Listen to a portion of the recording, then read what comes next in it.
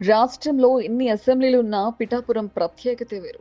జనసేన అధినేత పవన్ ఎప్పుడైతే పిఠాపురం నుండి తాను ఎమ్మెల్యే అభ్యర్థిగా పోటీ చేస్తున్నట్లు ప్రకటించారో, అప్పటి నుండి ఆ అసెంబ్లీ పేరు ప్రపంచమంతటా మారుమోగిపోయింది. తనని మొదటిసారి ఎమ్మెల్యేగా గెలిపించిన పిఠాపురం ప్రజల రుణం తీర్చుకునేందుకు పవన్ అనుక్షణం శ్రమిస్తూనే ఉన్నారు.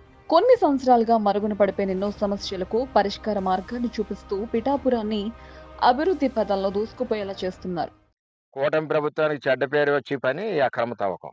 ఈ అక్రమ తవ్వకం కూటమికి చెడు, వైసీపీకి మంచి పేరు. ఆ విధంగా వాళ్ళ యొక్క వ్యాపారాలు చేసుకోవడం గురించి ముసుగు తగిలించుకున్నారు. అలాగే కొడవల్లో కూడా మొదలైంది.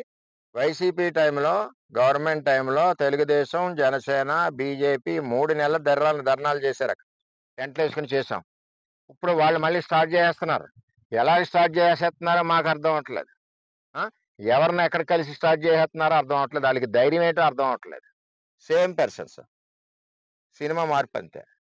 ఎందుకంటే అప్పుడున్న జనమే ఇప్పుడు మళ్ళీ ముసుగేసుకుని మళ్ళీ ఈ కార్యక్రమాలన్నీ మొదలు పెడుతున్నారు. కాబట్టి ఎట్టి పరిస్థితుల్లో అరికట్టాలి. అరికట్టిన పరిస్థితిలో వాళ్ళ డిపార్ట్మెంట్కి నేను హెచ్చరిస్తా ఉన్నా. ఇందులో తెలుగుదేశం పార్టీ పేరు కానీ, మా పేరు కానీ చాలా మంది బయట మాట్లాడుతున్నారు. ఎక్కడ చెప్పినా సరే తీసుకెళ్లి బొక్కలేసి తోలు తీసేయండి. ఇటువంటి అక్రమ కార్యక్రమాల్లో తెలుగుదేశం పార్టీ ఎక్కడా ఉండదు. ఈ కూటమికి వచ్చి చెడ్డ పేరు వచ్చి పనుల్ని మీరు కంటిన్యూ చేస్తున్నారంటే పోలీస్ వ్యవస్థ ఒకసారి దృష్టి పెట్టుకోండి.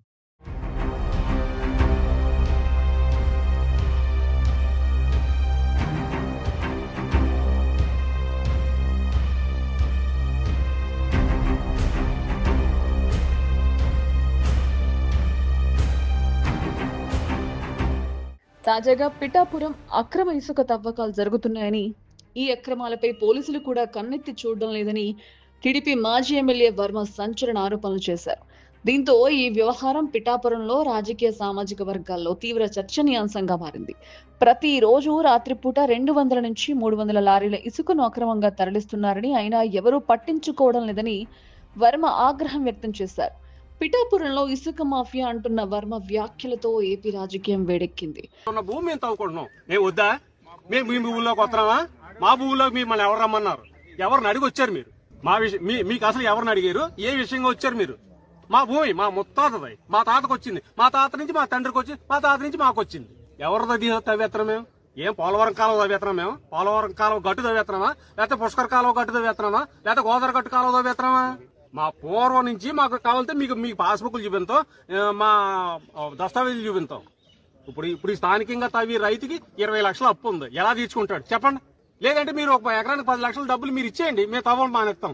కూర్చుంటాం. మేము హైదరాబాద్ లో, కాకినాడలో అపార్ట్మెంట్ లో కూర్చుంటాం. రైతు బతకక్కర్లేదా? మీ రాజకీయంగా మీరు హైలైట్ అయిపోతే సరిపోద్ది అనుకుంటున్నారా? ఏదో ఇద్దరు విలేకరులు తీసుకొచ్చేసి ఇక్కడ ఏదో జరిగిపోతుంది అంటే ఏంటి అసలు విషయం? ఇక్కడ ఏం జరుగుతుంది? గత 15 సంవత్సరాల నుంచి ఇసుక తవ్వకడం జరుగుతుంది ఇక్కడ. అప్పటి నుంచే మాట్లాడిన వాళ్ళు ఇవాళ ఎందుకు మాట్లాడారు? ఏ రైతు అంటే ఎంత కనపడుతున్నారు మీకు? మీడియా వారికి మీరే నాకు న్యాయం చేయాలి. నిన్న జరిగిన దానికి నేను ఏం చేసుకోవడానికన్నా రెడీగా ఉన్నాను. నిన్న నాకు ఏమైనా జరిగితే మాత్రం నన్ను వచ్చిన పెద్ద అయినా దీనికి కారకుడు.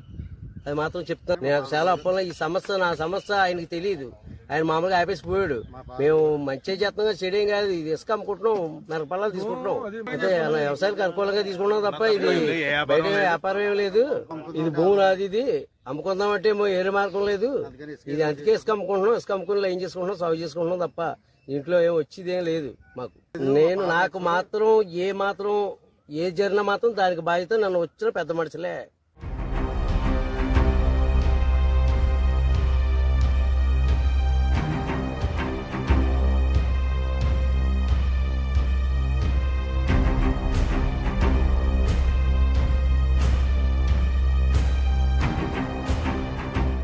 అయితే ఈ వివాదంపై స్థానిక రైతులు స్పందిస్తూ వర్మకు కౌంటర్ ఇచ్చారు.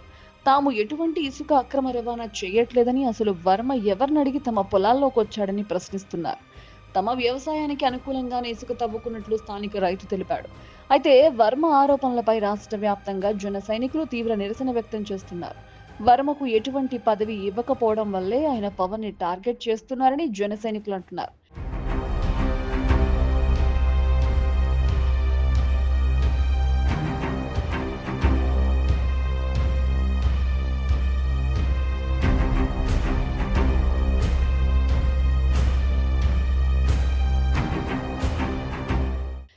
ఇప్పటి వరకు కేవలం తన వర్గంతో చిన్న చిన్న అల్లర్లు సృష్టిస్తూ వచ్చిన వర్మ ఇప్పుడు నేరుగా పవన్ తీరుపై గురిపెట్టినట్లు జన సైనికులు భావిస్తున్నారు. ఏపీలో కూటమి అధికారంలోకి వచ్చి ఏడాదవుతోంది.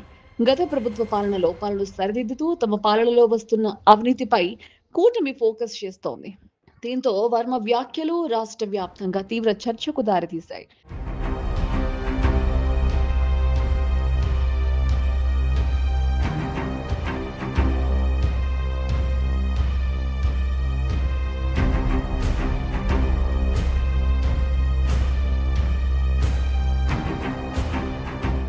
ఏపీలో టీడీపీ ఎమ్మెల్యేలు ప్రాతినిధ్యం వహిస్తున్న నియోజకవర్గాల్లో ఇసుక, మట్టి అక్రమ రవాణా, మద్యం సిండికేట్ల వ్యవహారం, ప్రైవేటు సెటిల్మెంట్ల వర్మకు కనిపించడం లేదా అని వర్మపై జన సైనికులు మండిపడుతున్నారు. వర్మ హద్దు దాటిపోయాడని, అతన్ని వెంటనే టీడీపీ అధిష్టానం తమ పార్టీ నుండి సస్పెండ్ చేయాలని జన సైనికులు డిమాండ్ చేస్తున్నారు. మరి వర్మ విషయంలో టీడీపీ అధిష్టానం నిర్ణయం ఏంటో తెలియాలంటే వేచి చూడాల్సిందే.